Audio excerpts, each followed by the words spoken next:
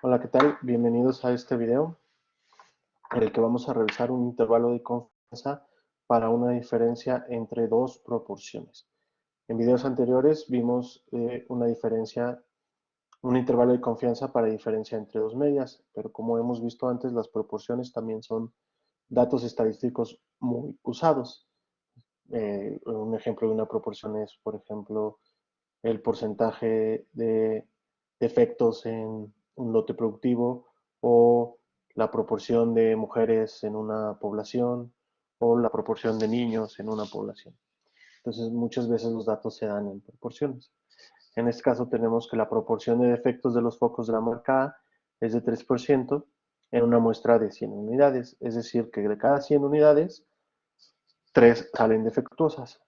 Y para la marca B es del 5%, también una muestra de 100 unidades.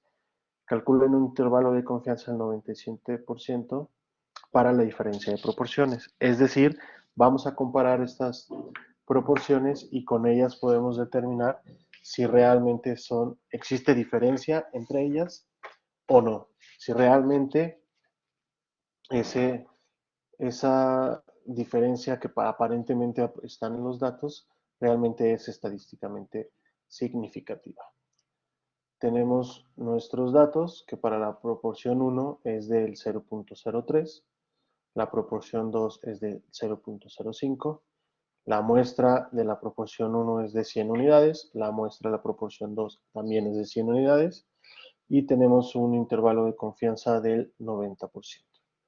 De igual manera, como hemos visto en los intervalos de confianza, nuestra fórmula la podemos dividir en tres partes. La primera es la diferencia de las proporciones. Luego tenemos el más menos, que nos va a dar ambos extremos de nuestro intervalo, nuestro estadístico de prueba dado por el intervalo de confianza, y la siguiente parte que conocemos como error.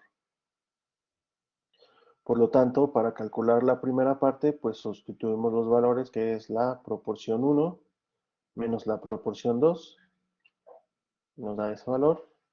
La segunda parte utilizamos la fórmula ya cargada en Excel de la inversa de la normal estándar para una probabilidad.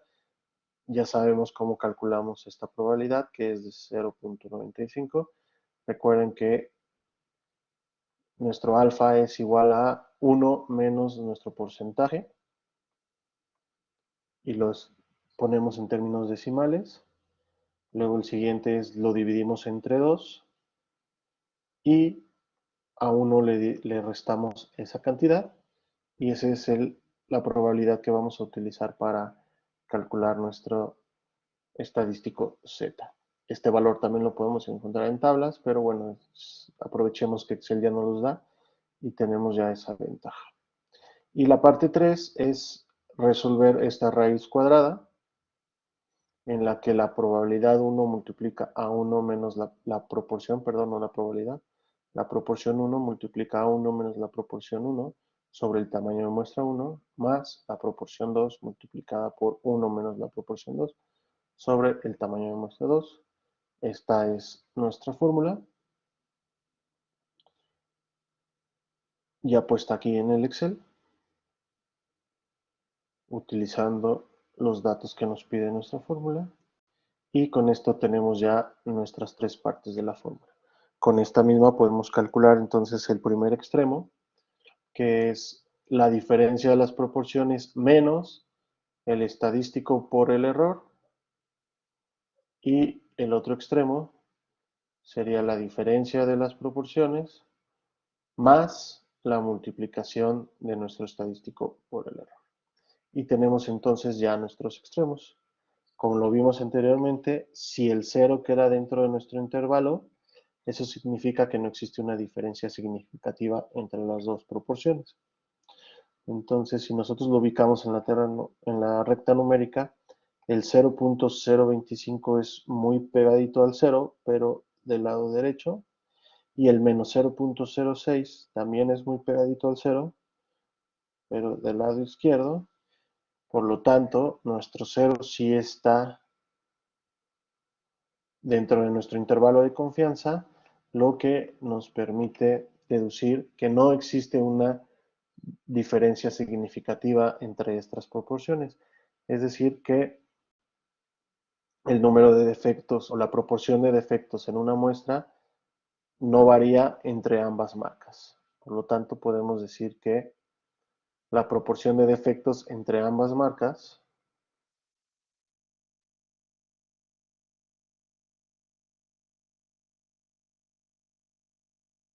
es igual con una confianza del 90%.